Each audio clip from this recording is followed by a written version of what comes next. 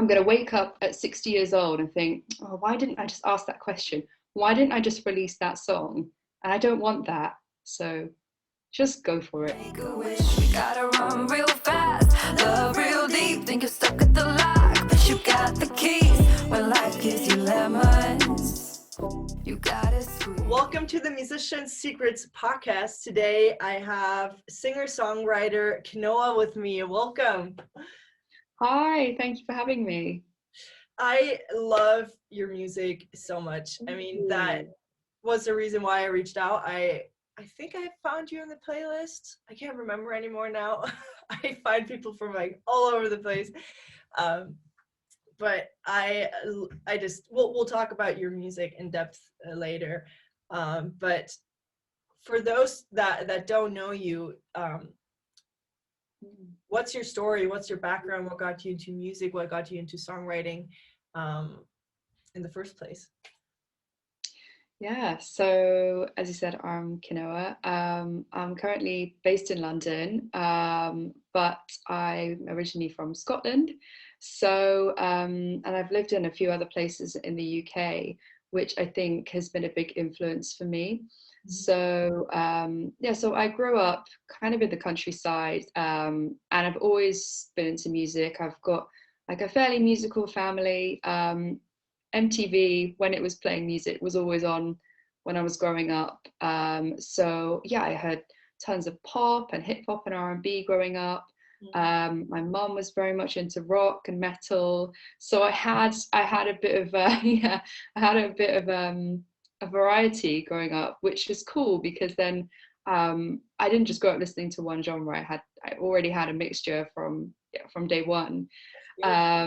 So yeah, in my local town growing up, there was a music scene. It wasn't huge, and at the time, it was very metal and rock and indie.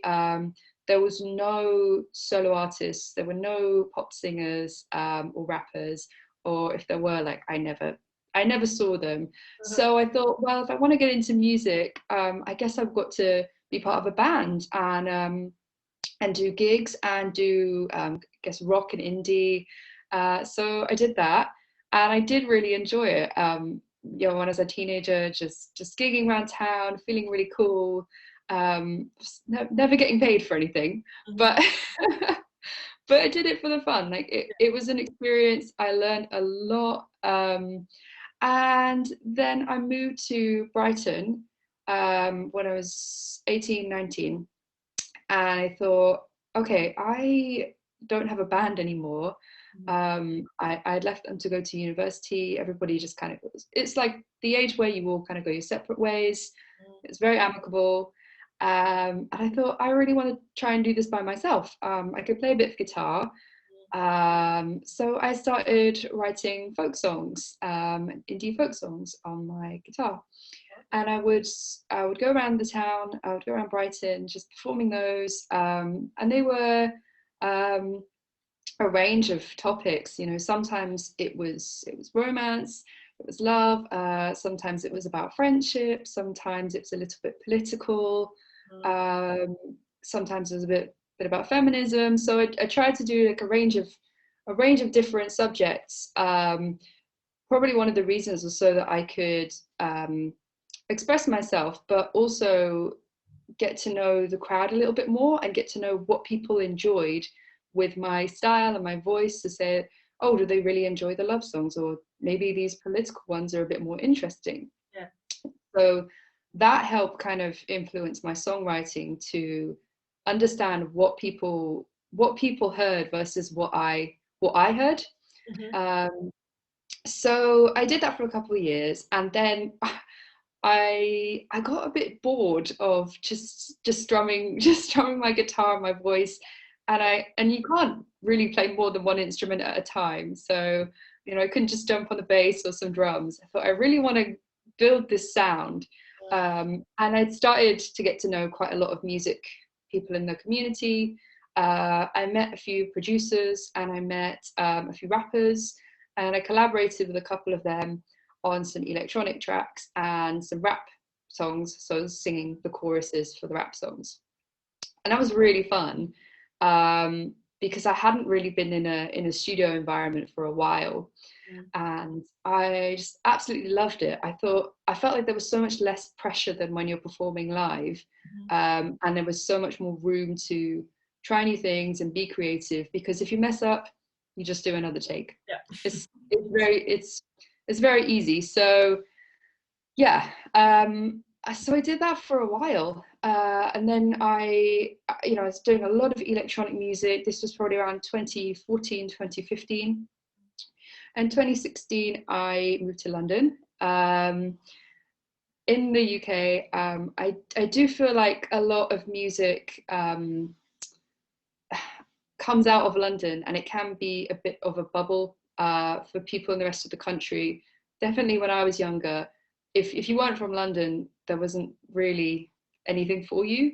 You could play local venues and stuff, but unless you were in a city, you weren't ever going to be able to network with enough people that had the same interests as you and like the same music. So I moved to London to meet people that would be interested in working on electronic music, and I wanted to experiment a bit more. So I was looking at R&B sounds, more pop, and I met a friend of a friend in his studio in 2016, and we collaborated on a few different songs, and they were all R&B, pop, and he taught me a lot about songwriting. He was like, your writing's good, but there's no real structure to your writing. It's kind of a very disjointed poem. Yeah. Like, that's how, being young, I was quite defensive. I was like, yeah, but the content's good, the message is good, people enjoy the sounds and they get it. Why does it matter?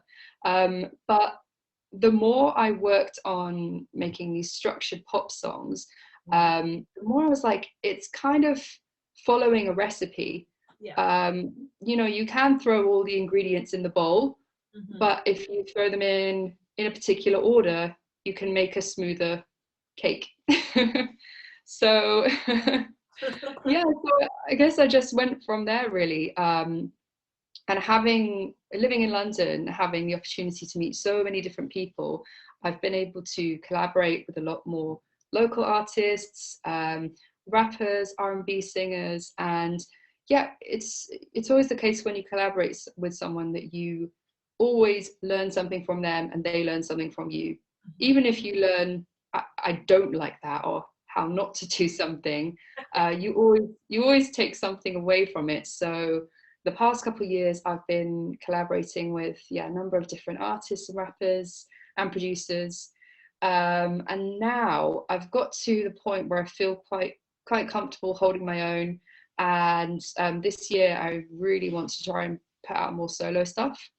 I've kind of got an idea of where I want the sound to go, and now I've got the confidence and the experience under my belt. I feel I'm ready to do some new things.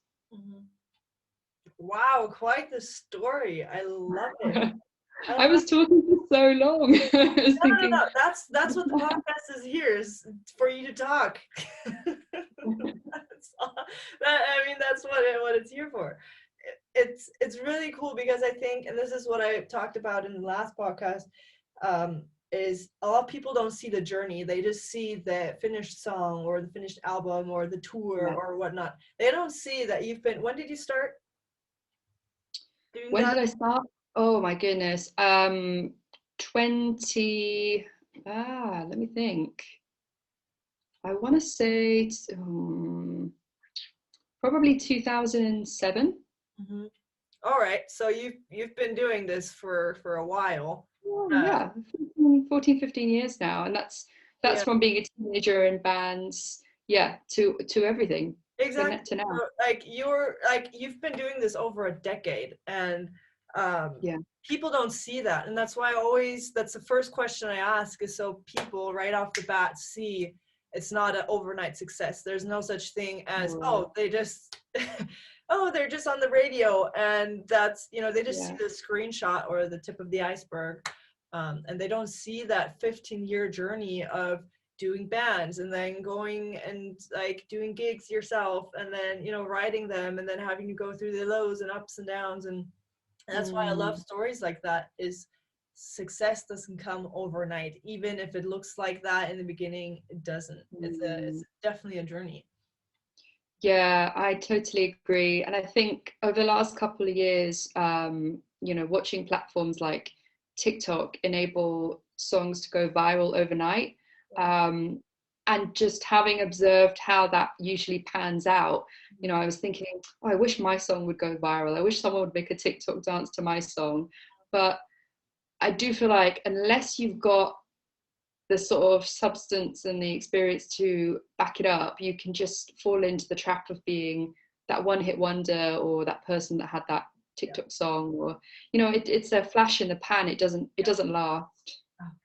Preach. Amen. Amen.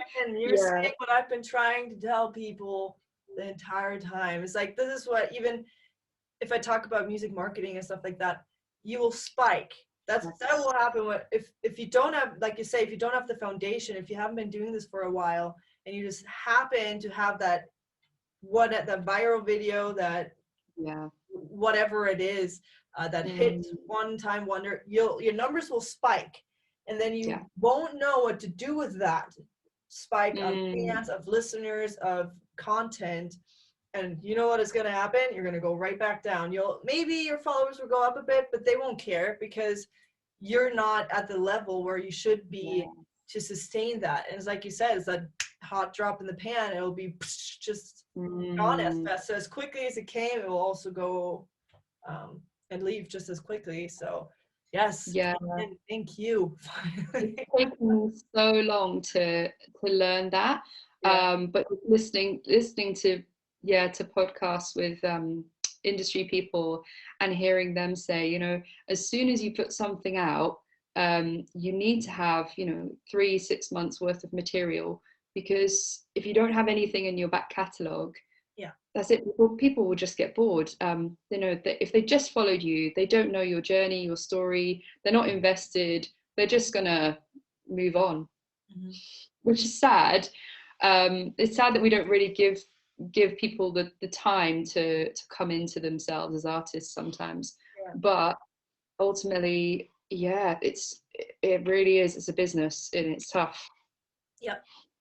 Again, another big, that's something they didn't, because I went to Birmingham and I studied popular music performance, and after my degree I was like, okay, cool, I'm a songwriter now. I know how to do things, and I know I can, you know, I can perform, I can write, I can produce a little bit, so I can at least send it to a producer, like a demo.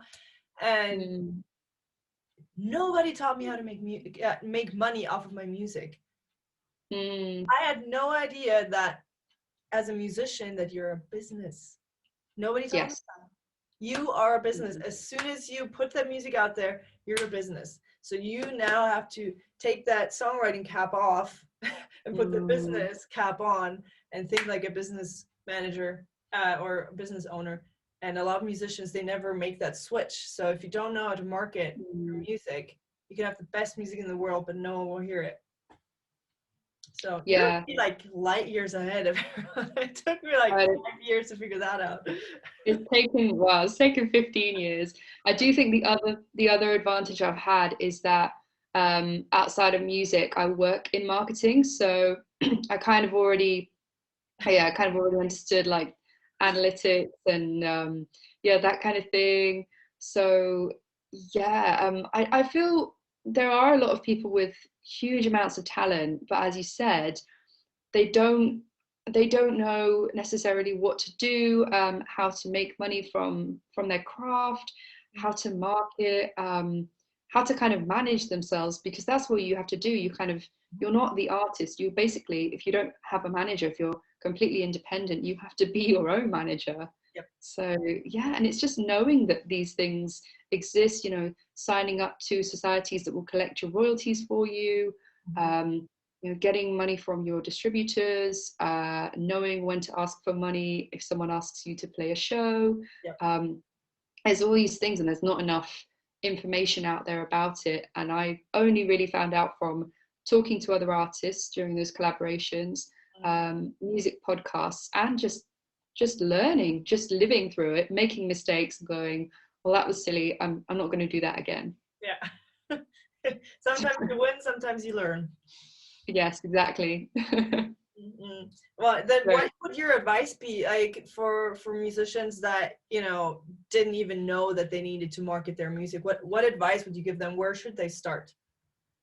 Oh, really good question.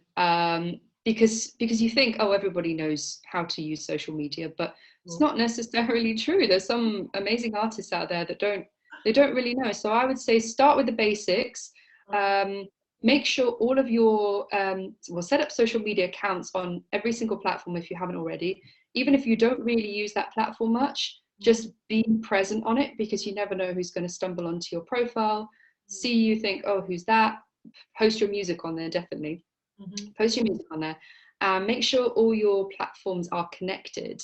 So for instance, on things like Spotify, there is your profile where you fill in your biography and add some photos, and you can also connect your social media profiles, so that when someone goes on your Spotify, really likes your music, they see, oh, that person's on Instagram, I'm going to follow them, or I'm going to look at their stuff.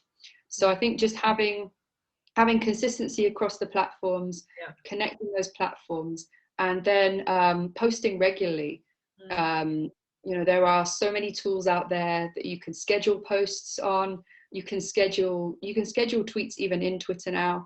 And if you don't know how to do it, just Google it. We have YouTube, great place. We have YouTube, we have Google, and sometimes you just don't know. You don't know to Google these things, but yeah, I'm saying just figure out what works for you, but definitely consistency across the platforms, posting regularly, and engage with other people's content. Don't just post your own stuff, because yes, you want to do that, but you also want to look like you care about what other people are saying, what the community is saying, what the discussions are within the music industry. Follow other artists, other independent artists if you're independent, other people in your genre, and genuinely listen to their music. Send them messages, say, hey, I really like your new song, or I really like this song I just heard from you. It's so simple, but I think online we sometimes forget that there's a human on the other side, and people you just need to connect with someone in a genuine, authentic way. Don't just spam them and send them links. Actually say, hey, I've just discovered your profile. I'd really love if you could listen to my new song and let me know what you think. I'd really like to hear your opinion, because you're a fellow producer, artist, or you're into this genre. Just be genuine, because if you're fake and you're just wasting your own time. It's really clear to see fakeness online. I see a lot of people making these same mistakes, just DMing me a link and no introduction. I don't care, I'm not going to click it. So that's what I'd say. Yeah, that's awesome advice. That's something, because I'm the worst person when it comes to social media. I don't really care that much, I would say. I don't know, I'm not really into that. I'm more of a person to person. I like conversations like these. If I could, I would sit down with people, and I like those really like personal, really interactions. So social media for me is a really weird thing. I don't know, it's that, like you say, it doesn't feel like there's another person on the other side. So that's something that I've been personally working on, is really like listening to other people's music, really like being like, hey, I really love your music because of XYZ, and stuff like that. And that makes a difference, because so many times you just get a link, you just, hey, love this, DM me, and I'm like, that doesn't say anything. It's stuff like that. I mean, we all get it, but so I've been just really trying to make it personal, and the response have been really, really great. Oh, sorry, that's my mom calling me. I'm so sorry. Do you need to take it? No, it's fine. She's probably just Okay. wants to. She doesn't know I have an interview, so it's. Okay. I forgot to put my phone on Oh, silent. I'm so sorry. That usually doesn't it's happen. fine. Don't worry about Um, that. but I mean, it makes sense. Those are these little simple things that people just think because it's simple, it's not worth anything. Like, oh, it's so simple, so I can just skip it. And no, Mm, like if you master, if you go the 80-20 rule, 80% are the small, simple things that you overlook that you're not doing. mm. And so I 100% agree with what you just said, because that's what I've been trying to work on, is really to be social on social media. Right? Yeah.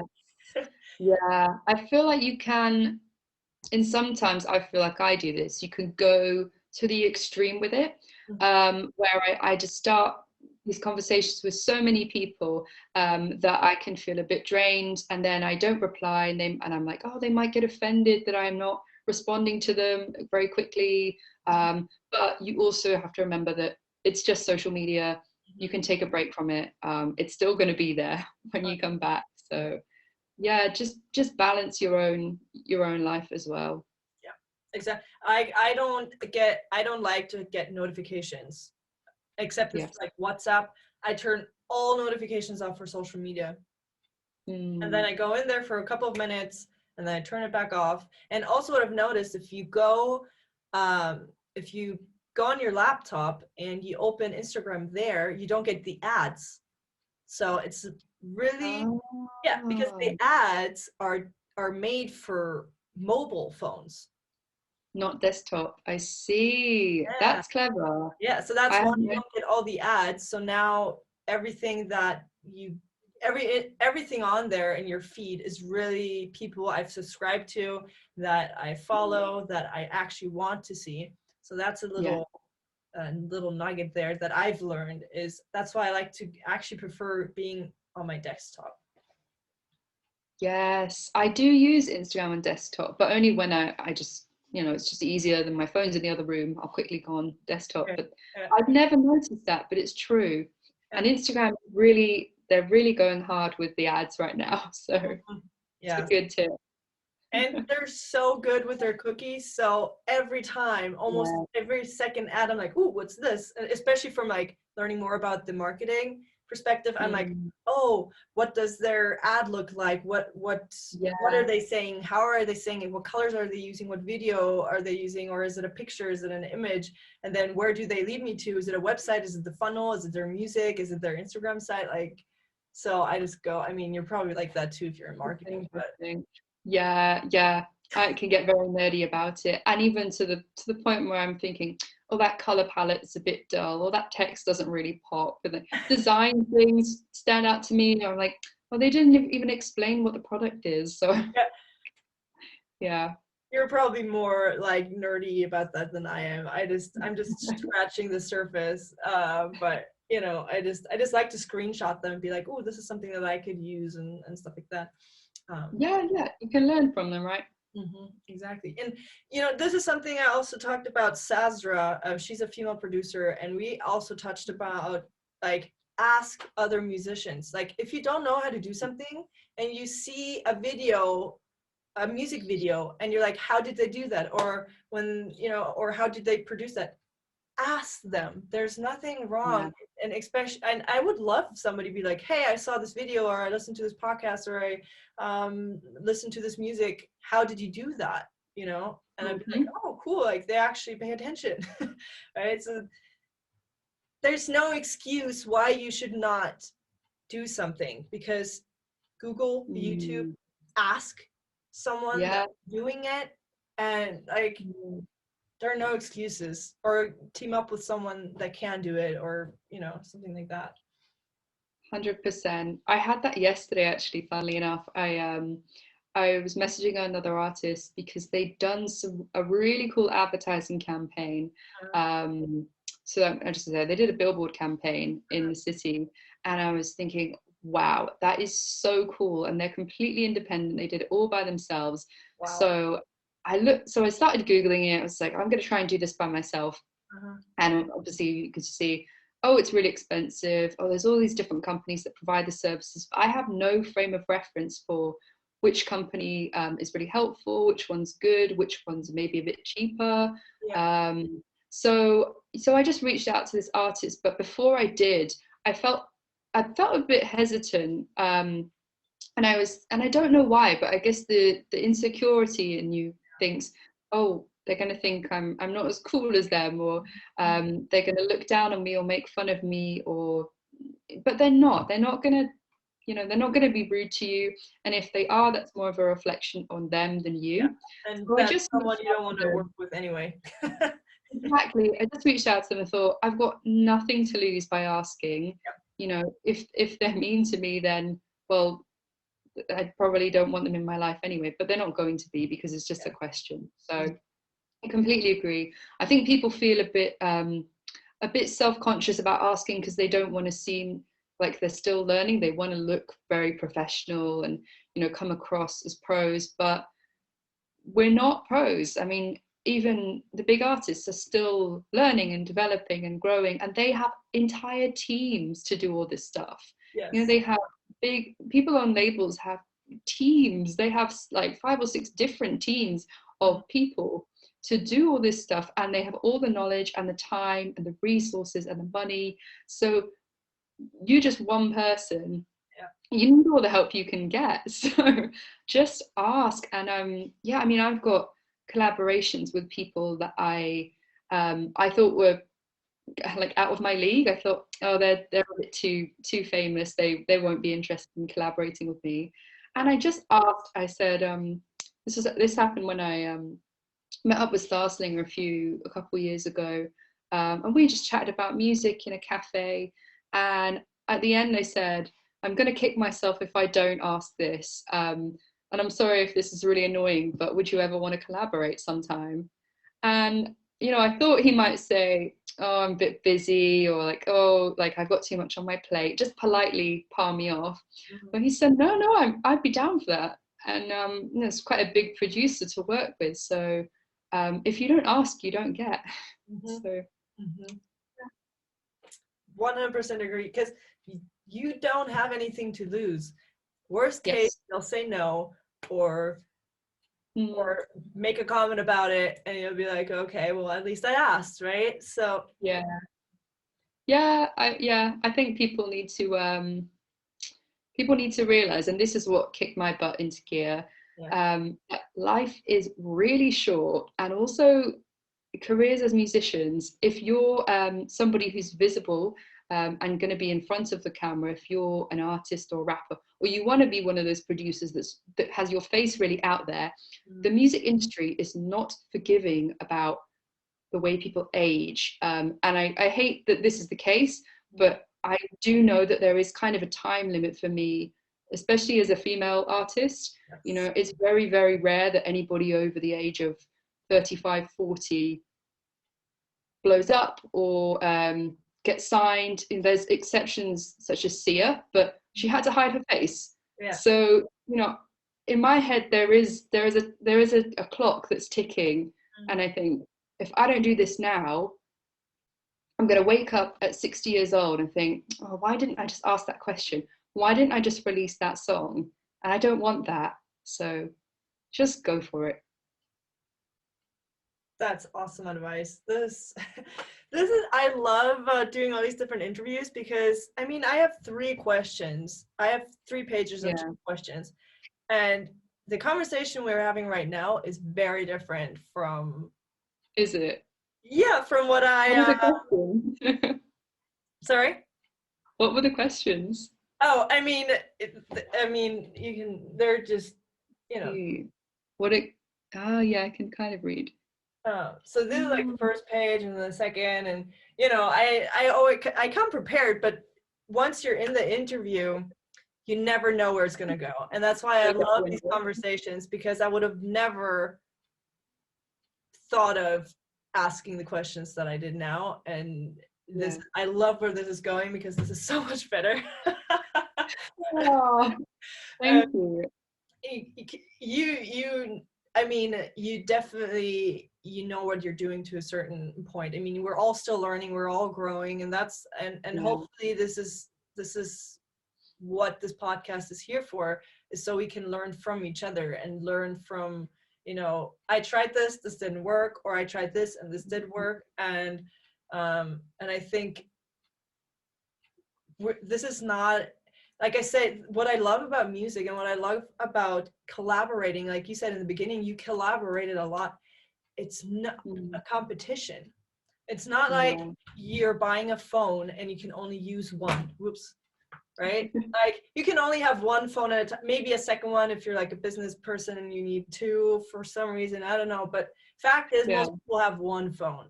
Right? And so, you know, mine is from Huawei, and then you have Apple, and then you have Samsung, and then you have all these big LG, whatnot, name them. You know, those companies are in competition because they want you to have their phone, right? Yeah.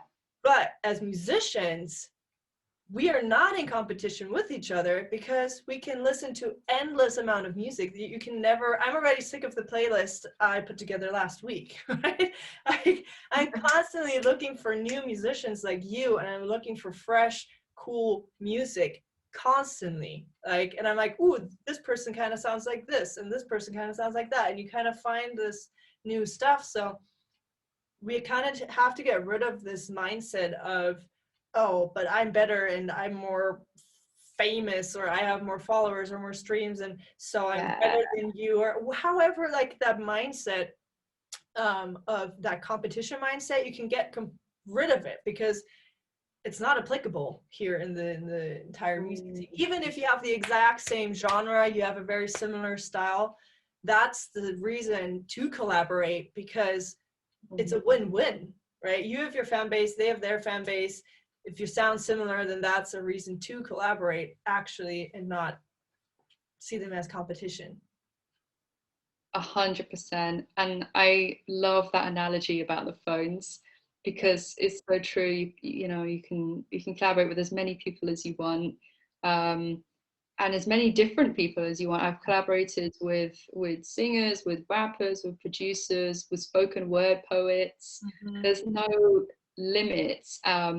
And yeah, something that I realized is that last year I thought, I've never collaborated with another female singer, which is so strange, because you know, there's so many talented women, and I love supporting them, and I'd love to work with them, but I don't know why it just hasn't happened.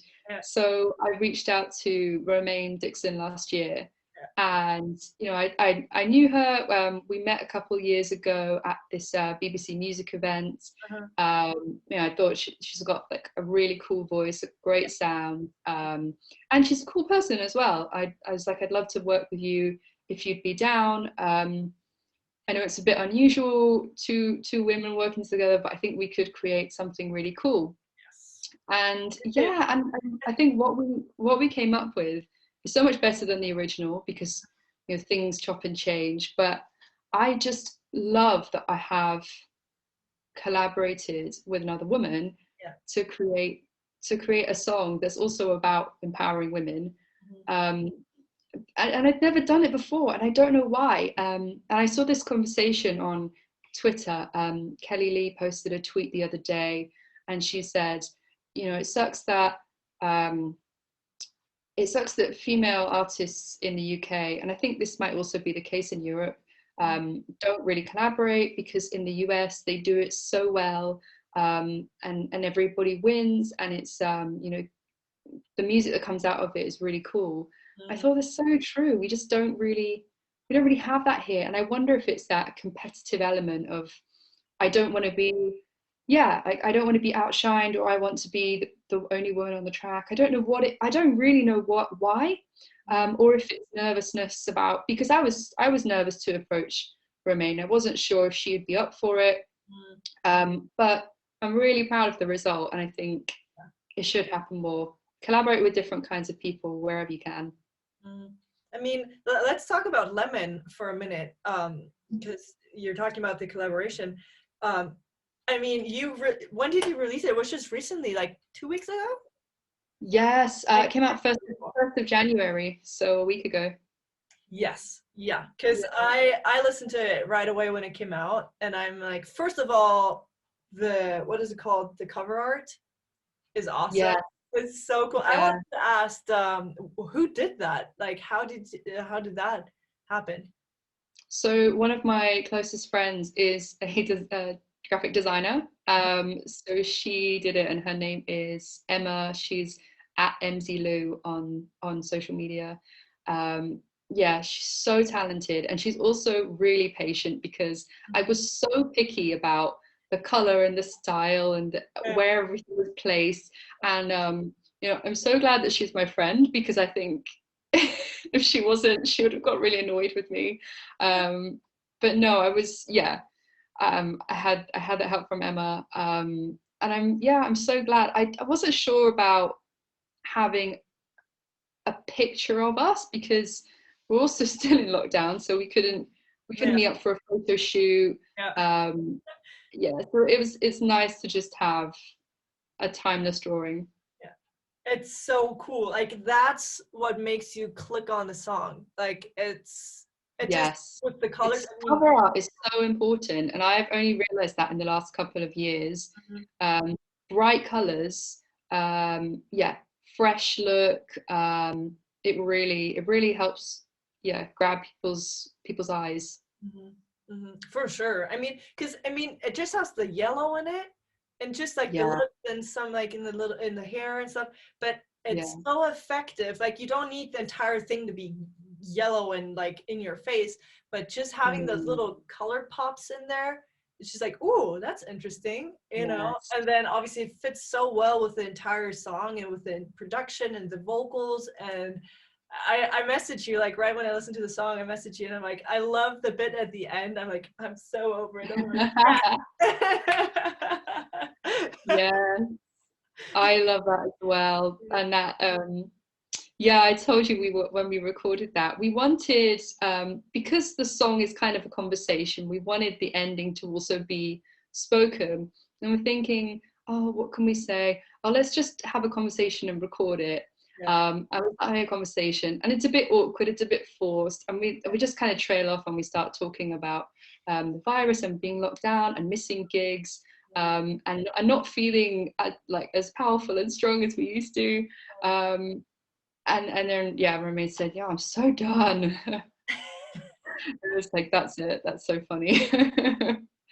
Yeah, because it's kind of fits with the message of like, I'm done with being shy or disempowered or not believing in myself. Life's too short. I'm just gonna go for it. Life's given me the lemons. I'm gonna use them. So. It's a really good song. Like, from start to finish, like the production, the lyrics, the flow of how it all works together, and obviously the vocals. Like, the two of you are just works so well. Like, it's really, really cool. And I have a favorite lyric. I'm a lyric person, so lyric and bass, the two. So the one that really popped out when I listened to it was right time, right place. It doesn't exist. You keep yourself behind when you make a wish. Yes. Yeah, I'm also a lyric person, as as you might have guessed. So I'm really glad that it stood out. What about it stood out? Just I think the hardest art form is simplicity. If you can really you can say as much as you want, but if you're like, oh, just sum this entire podcast up in 2 sentences, that's way harder than talking for an hour, right? Right? There's a quote that says, if you can't explain it simply, you didn't understand it. So that's why, especially as songwriters, we need to nail that simplicity. We need to try to say what we're trying to say with as little words as we can. So this particular this phrase says everything within like a sentence. Right time, right place, it doesn't exist. You keep yourself behind when you make a wish. One Yeah. sentence, everything right in there. I'm like, mind blown. Yeah. Like, It's so funny that that stands out to you, because I nearly took that out, because that's the start of the chorus, and I yeah, thought it's just you know, it's not vocally, and the sound is not big enough. It's not a big happy, like, it's not a powerful enough chorus. But I'm so glad that you said that, yeah, because yeah, it can be simple. It gets the message across. yeah, And yeah, hopefully people can take from that that, you know, right time, right place is being very, very lucky. And for 99.9% of people, it doesn't happen. You do need to put in the work. You know, as we talked about earlier, you do need to go out and do shows, and it takes years of practice and work. And that's the same with anything. Think about sports. Nobody is born a perfect athlete. yeah, You have to work. So, and the whole, you keep yourself behind when you make a wish, is kind of talking to me from the past, because I would always go, oh, I wish I got that, or I wish I could do this show, or I wish this person would collaborate with me. And instead of actually doing anything about it, I would just silently hope that something would happen, or silently hope that a song blows up. And the world does not work that way, unfortunately. I mean, it'd be lovely if it did, because you know, make things a lot easier, but it doesn't. You do have to put in the work, and you do have to be proactive, meet new people, really put yourself out there. And even without music, you know, in a different field, you have to try hard, and you have to give your all. Nothing worth having comes easy. I yeah, really believe that. yeah, yeah, yeah, for sure. Again, I agree. There's a quote, something, dreams don't work unless you do. So Oh yeah, yeah, yeah. doesn't I just fall can't. in your lap. Doesn't, Yes, even though exactly. social media makes it look that way, and TV and the music industry, like, oh, they just blew up overnight. And you know, I'm just like, no, you don't see the 15 years before that, the 20 years, like, keeps coming up in other podcasts as well. It's just the work that's behind it, because Yeah. people underestimate it a lot, and then they don't stay in the game long enough to make it happen, right?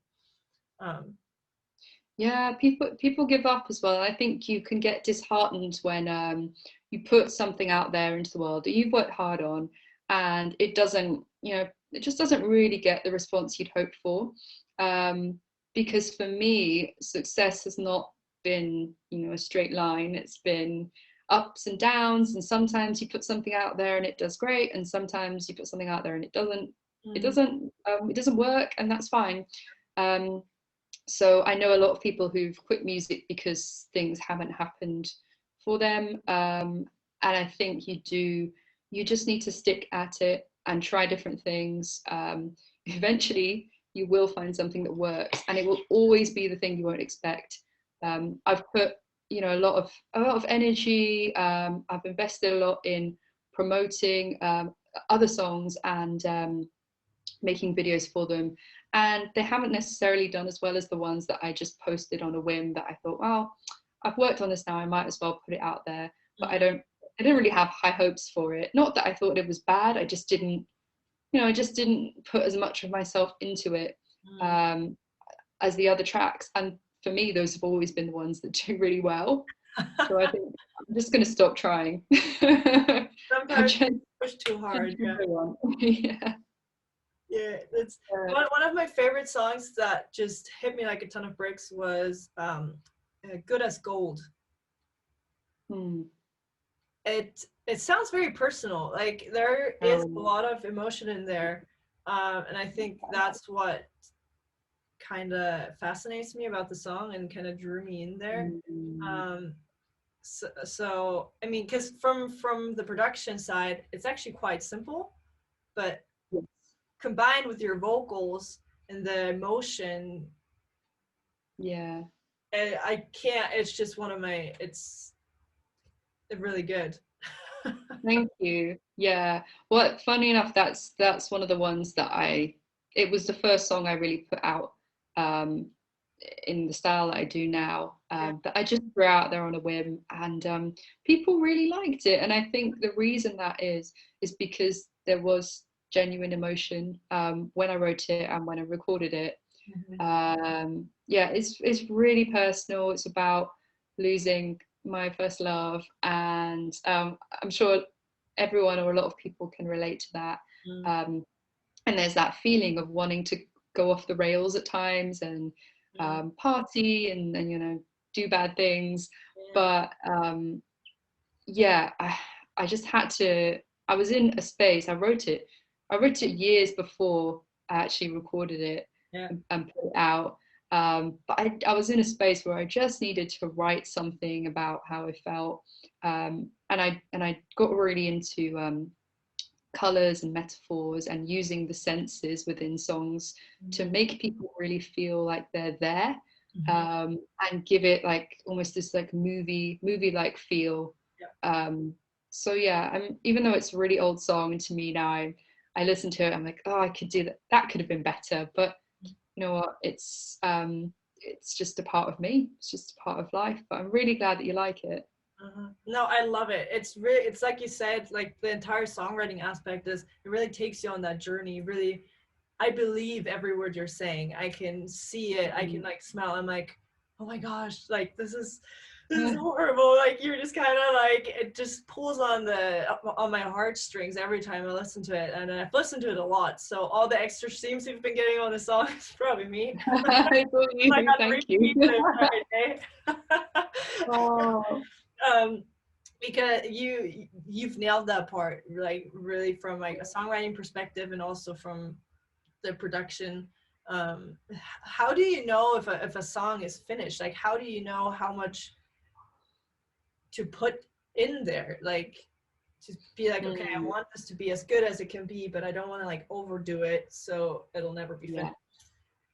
I think it's much easier to do that as a singer than a producer. So I used to produce, and now I've just started to produce again after a few years. And yeah, I don't know that yet for producing. I just add whatever in, and more tracks.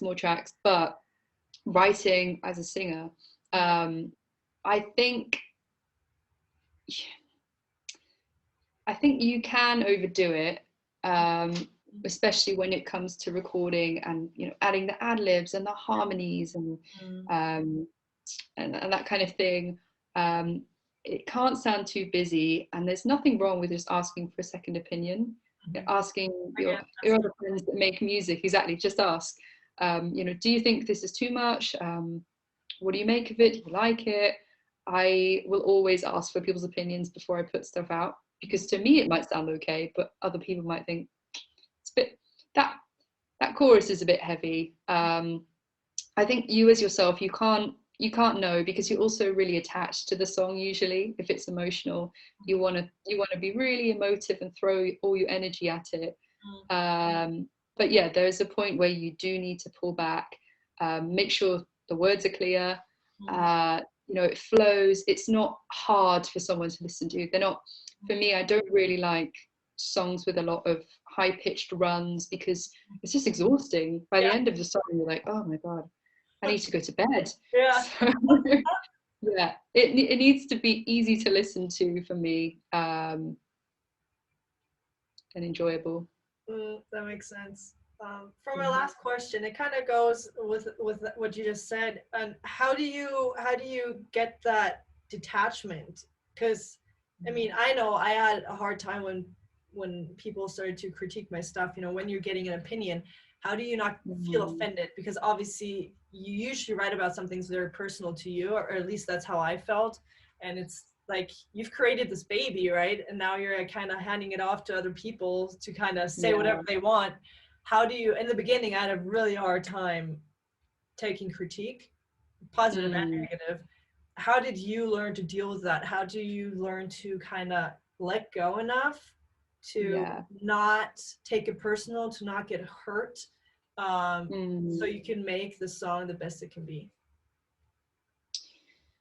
I think when I was younger, I did the same as you. I was thinking, I made this, like, I really love this, and if you don't like it, like, forget you. Yeah. I would I probably wouldn't be rude back, but I would just say like, that person's been mean.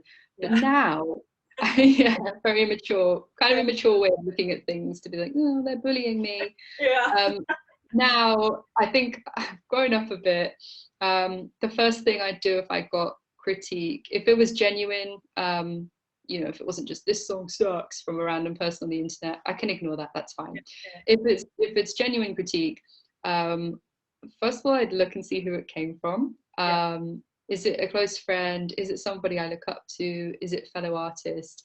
And just try and think, what were their intentions behind that? They're trying to help me improve? Are they maybe, I don't know, this doesn't happen to me, but maybe if it's a fellow artist, are they maybe, you know, a bit jealous? Or is it genuine, or is it coming from a good place, is what I'd ask myself. And if it is, then you don't have to listen to it, but just realize that somebody took the time to listen to the song, think about the song, and give you their thoughts, which is really valuable. We don't actually get that very often, as producers and artists. So yeah, I'd appreciate it. Take it with a grain of salt, and yeah, just take it for what it is. Yeah. Music is also very objective. So, you know, Oh yeah. someone will be like, oh, I don't like this because XYZ, and someone else will be like, oh, I like it because XYZ, right? So Yes, totally. There's different music out there for different people. And yeah, and I'm sure you've got artists where you don't like all of their songs, but it doesn't mean you don't like their music. exactly. You know, you're not going to love every single song from every artist, and it's just life. It's okay.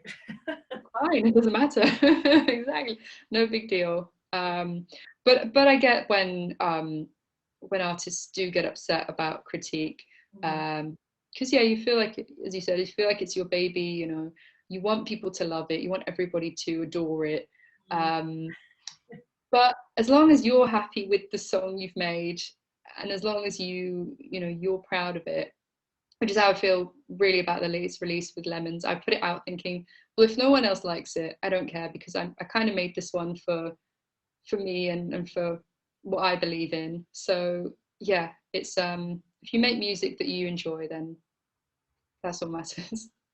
That's a win in itself. It's a win. Yeah. It's a win. Thank you so much, Kinnoha. I had so much fun. I got to learn so many new things, and I love where this conversation went. It went a completely different way than I thought it would. Everywhere. Way better than, and that's why I love talking with musicians, because I'll go in with these questions, this mindset, these intentions, and then sometimes it completely pans out the other way and turns out way better than I thought it would. And this was definitely one of those. So thank you for taking the time. No, thank you so much for having me. It's nice to talk to somebody about music and marketing and just the real world as well. Yeah, no sugarcoating on here. You can say whatever you want. I love it. Thank you so much. Yeah, but you have a little project you're working on, right? Something. I do. I have an EP I'm working on. It's going to be 4 tracks. I can't say exactly when it's coming out yet because I'm still recording it. But yeah, around the springtime, I'll be putting out my first, and it'll be my first big solo project.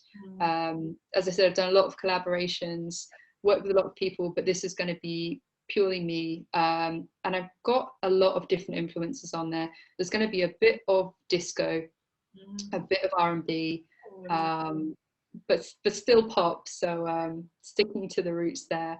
And yeah, and it's going to be a few fun tracks and then a couple of emotional ones. So. Oh my gosh. So it's somewhere around spring. So at least we know something is coming. Somewhere around spring.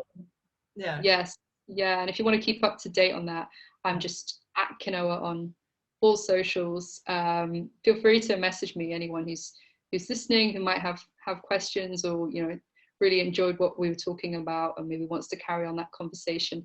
I love talking about this kind of stuff, so I'm always happy to do that. Oh, perfect. So I'll be the one messaging you every 2 days. Yeah, You know what? How do go you for it. how do you do that? Honestly, I love it. I'm fine with that. Honestly, like you're one of the nicest, most understanding people, and just funny and cheeky.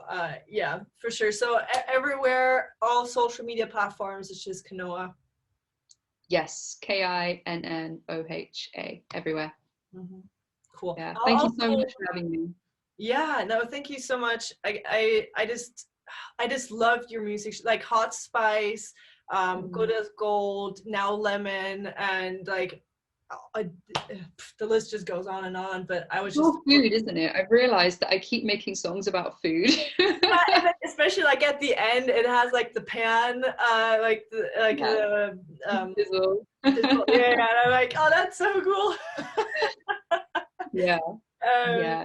yeah, I just love your songs, and I'm just like, Thank you. I need to have you on here. Like, it's hopefully she'll say yes, but you did. No, I'm so grateful we were able to make it happen eventually. So yes, yeah. I'm glad you're feeling better, and yeah, good luck for this year. Excited to see how this podcast grows and the conversations you're having with people. Yeah, it's really cool. Thank you. I really appreciate it, because that's what keeps this really going. And like I said, I just did it to start something. I've been wanting to do it forever, but I was so scared. So I waited and waited until like 2020 kicked me in the butt. It's like, if you don't do it now, you'll never do it. I'm like, all right, but Exactly. You the made it happen responses, though. Well yeah, done. the responses have been so great that that's what's keeping me going, and the podcast is doing way better than I thought it was. So thank you everyone for listening. Thank you for being on here, because otherwise this wouldn't be possible at all. Right time, right So, place. No, thank see you what so much. 2021 brings. Yeah, well then all the best, and we'll chat Yes, as well, and keep in touch for sure. great. Thank you, Elise. Bye, Kinnoha. Bye.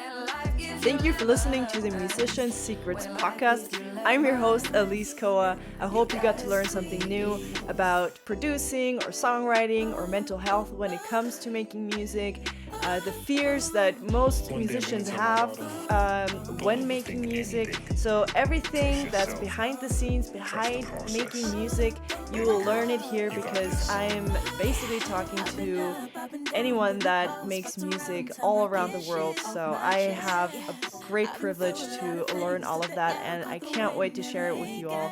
So follow this podcast if you enjoyed what you heard today, and go and share it with somebody that you think could enjoy this episode as well, benefit and learn from it. And as always, there's more information at alisekoa.com/podcast. Talk to you soon. Bye. Love real deep, think you're stuck with the lock, but you got the keys. When life gives you lemons, you gotta squeeze. When life gives you